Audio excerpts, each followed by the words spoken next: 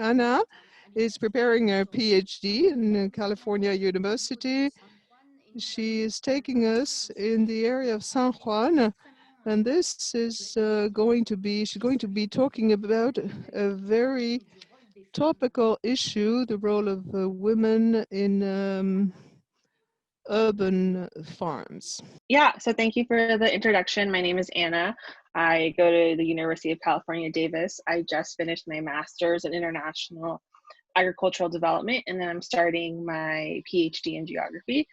So the title of my thesis was Sobreviviendo, Floreciendo, Insights on Urban Agriculture from the Women Immersed. And I was the PI, but I also had help from my advisor, Amanda Crump, and my advisor, Claire Cannon, Maria Calixto Ortiz, who was my on-the-ground contact in San Juan, and Eva Bayona, who was also my guide.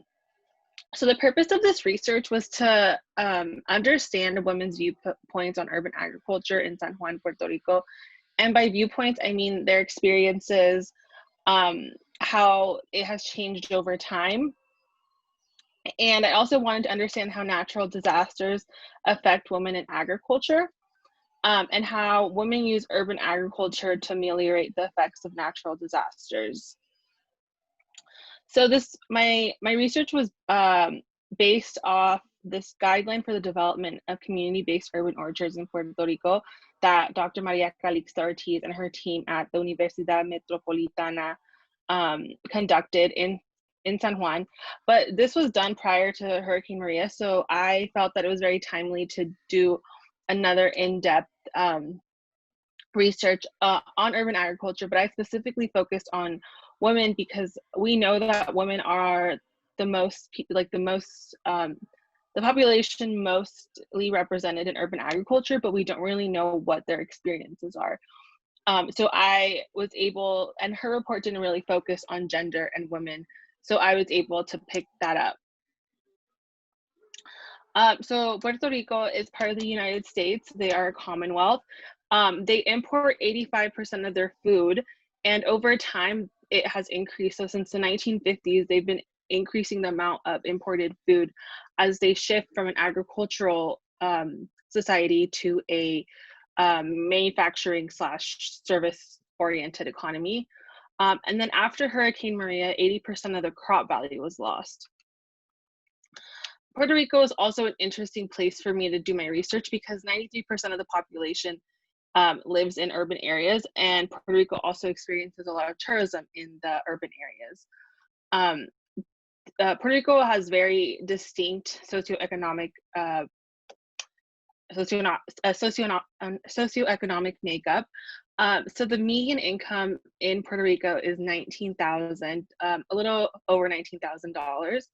And when we compare that to the lowest median income in the United States, which is in Mississippi, it is $42,000. So, and then the U.S. median income is $61,000. So it is about half of the lowest U.S. state median income and a third of the U.S. median income. Also, Puerto Rican adults, experience 33% food insecurity. And this report on food insecurity was done prior to Hurricane Maria. So the writers of the report estimate that after Hurricane Maria, food insecurity went up. They also wrote that food insecurity was more common among women than it was among men.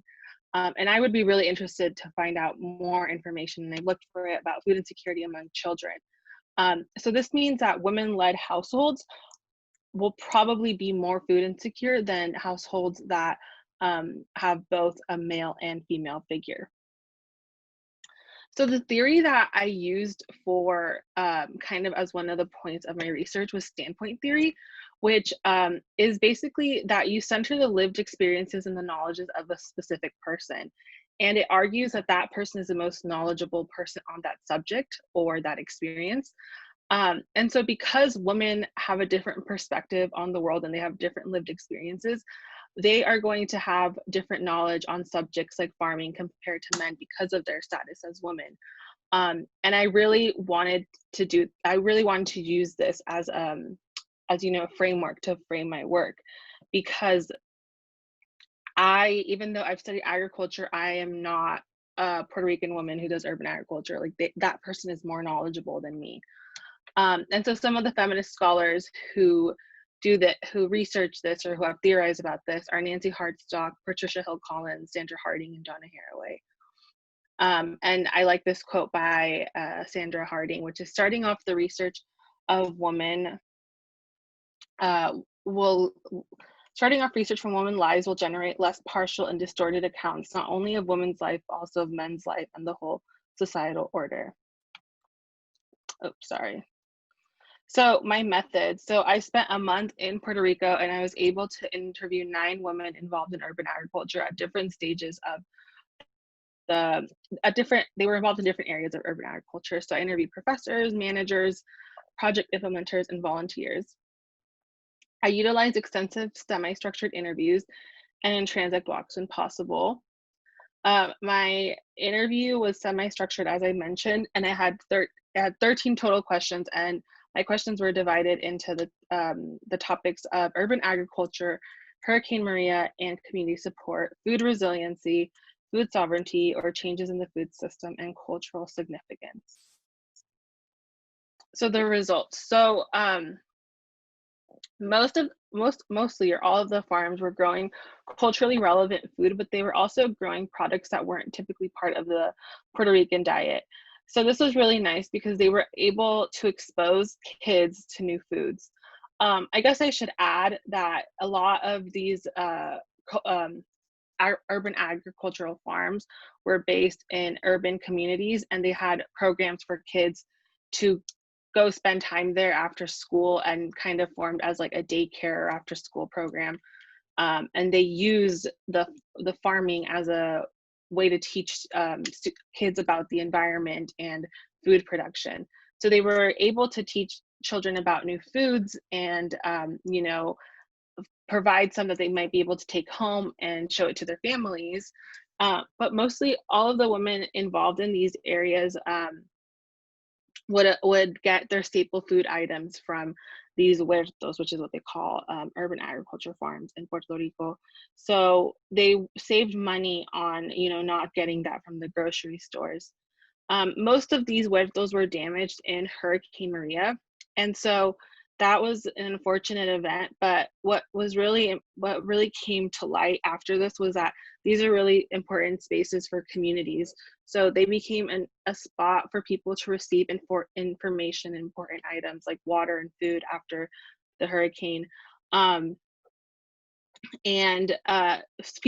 communities cooked meals together after Hurricane Maria, and a lot of people said that it really showed how strong their communities were. And one of the things that I thought was really interesting, that before the hurricane, these community urban agriculture farms were a place where the communities would celebrate birthdays and holidays.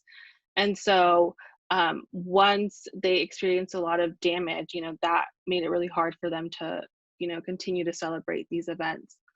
Some of the huertos were taking precautions in the event of a future hurricane.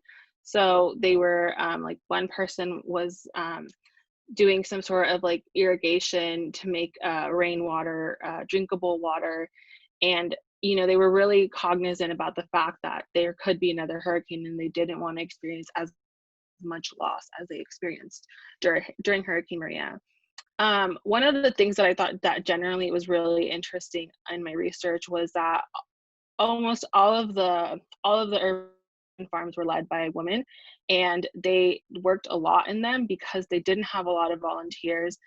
And, you know, they weren't women that were unemployed, they were women that had jobs on top of their roles as managers of urban farms. So it shows that women continue to do more unpaid labor for the benefit of communities, families, and society. And a lot of the women critiqued the Puerto Rico's dependence on food imports, and they also critiqued the dependence of Puerto Rico on the United States for many reasons, including their, you know, getting food from them. And I believe that urban agriculture is creating a resistance to an import-oriented food system in Puerto Rico, and that, you know, these women are leading that, you know, that movement. And that's it for me. My email is here if anyone wants to contact me. Yeah, thank you.